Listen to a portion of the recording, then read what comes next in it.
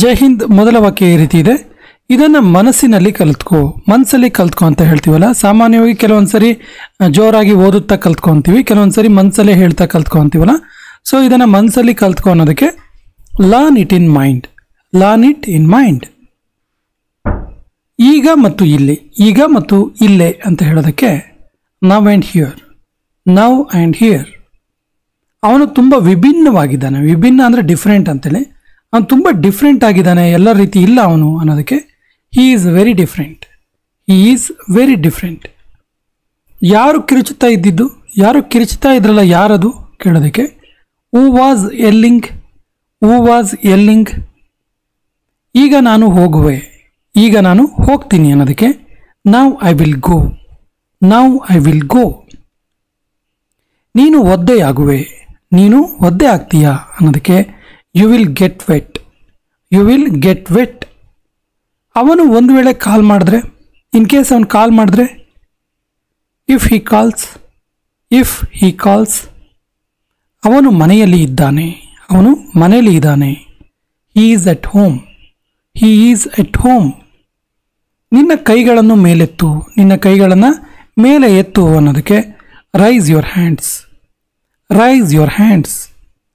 ಇದು ನನ್ನ pen. It is my pen.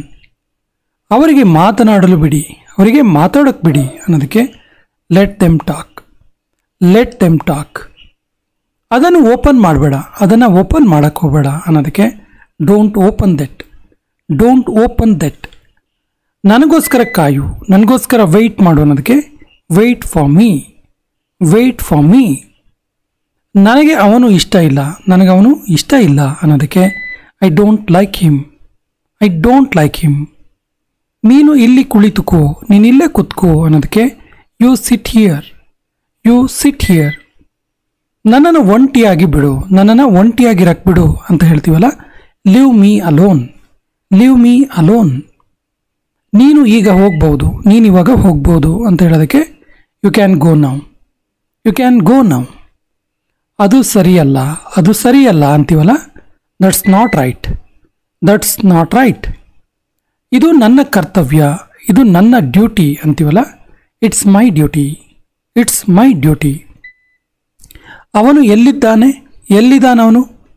Wear is he? ನಿನಗೇನು ಹುಚ್ಚಿಡ್ದಿದ್ಯಾ ಕೇಳ್ತೀವಲ್ಲ, ಆರ್ ಯು ಮ್ಯಾಡ್? ನೀನು ಬರಬಲ್ಲೆಯ? ನಿಂಗೆ ಬರೋಕ್ಕಾಗುತ್ತಾ ಕೇಳೋದಕ್ಕೆ ಕ್ಯಾನ್ ಯು ಕಮ್? ನೀನೀಗ ಹೋಗಬಲ್ಲೆಯ? ನೀನಿವಾಗ ಹೋಗೋಕ್ಕಾಗತ್ತಾ? Can you go now? ನನ್ನ ಜೊತೆಗಿರು ಅನ್ನೋದಕ್ಕೆ ಬಿ ವಿತ್ ಮೀ. ನೀನು ಅಲ್ಲಿಗೆ ಹೋಗುತ್ತಿದ್ದೀಯಾ? ನೀನಲ್ಲಿ ಹೋಗ್ತಾ ಇದೀಯಾ ಕೇಳೋದಕ್ಕೆ ಆರ್ ಯು ಗೋಯಿಂಗ್ ದೇರ್? ಈ ಪುಟವನ್ನು ಹರಿಬೇಡ, ಇದು ಇಂಪಾರ್ಟೆಂಟ್ ಪೇಜ್, ಇದನ್ನು ಮಾತ್ರ ಹರಿಬೇಡ ಅಂತೀವಲ್ಲ, ಡೋಂಟ್ ಟಿಯರ್ ದಿಸ್ ಪೇಜ್. ಇದು ಎಷ್ಟು ದೊಡ್ಡ ಇದೆಯಲ್ಲ ಅನ್ನೋದಕ್ಕೆ ಹೌ ಬಿಗ್ ಇಸ್ ಇಟ್? ಇದು ತುಂಬ ಬಿಸಿ ಇದೆ ಇದು ಅನ್ನೋದಕ್ಕೆ ಇಟ್ ಈಸ್ ಟೂ ಹಾಟ್ ಅಥವಾ ಇಟ್ಸ್ ಟೂ ಹಾಟ್. ಅವನು ತುಂಬ ವೇಗವಾಗಿ ಡ್ರೈವ್ ಮಾಡ್ತಾನೆ, ತುಂಬ ಸ್ಪೀಡಾಗಿ ಡ್ರೈವ್ ಮಾಡ್ತಾನಪ್ಪ ಅವನು ಅನ್ನೋದಕ್ಕೆ he drives too fast.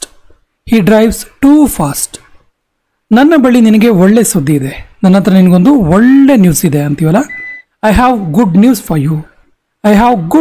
For you. Note ಪುಸ್ತಕಗಳು ಟೇಬಲ್ ಮೇಲೆ ಇವೆ, ನೋಟ್ ಬುಕ್ಸ್ ಎಲ್ಲ ಟೇಬಲ್ ಮೇಲೆ ಇದ್ದಾವೆ ಅನ್ನೋದಕ್ಕೆ the notebooks are on the table.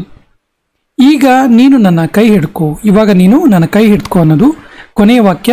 ಇದಕ್ಕೆ ಸರಿಯಾದ ಇಂಗ್ಲೀಷ್ ವಾಕ್ಯವನ್ನು ಕಮೆಂಟ್ ಬಾಕ್ಸಲ್ಲಿ ಕಮೆಂಟ್ ಮಾಡಿ, ಮತ್ತು ನಮ್ಮ ಚಾನಲ್ ಫಸ್ಟ್ ಟೈಮ್ ನೋಡ್ತಾ ಇದ್ದರೆ ಸಬ್ಸ್ಕ್ರೈಬ್ ಆಗಿ ಅಂತ ಹೇಳ್ತಾ ಇವತ್ತಿನ ಸೆಷನ್ ಕಂಪ್ಲೀಟ್ ಮಾಡ್ತಾ ಇದ್ದೀವಿ. ಜೈ ಹಿಂದ್.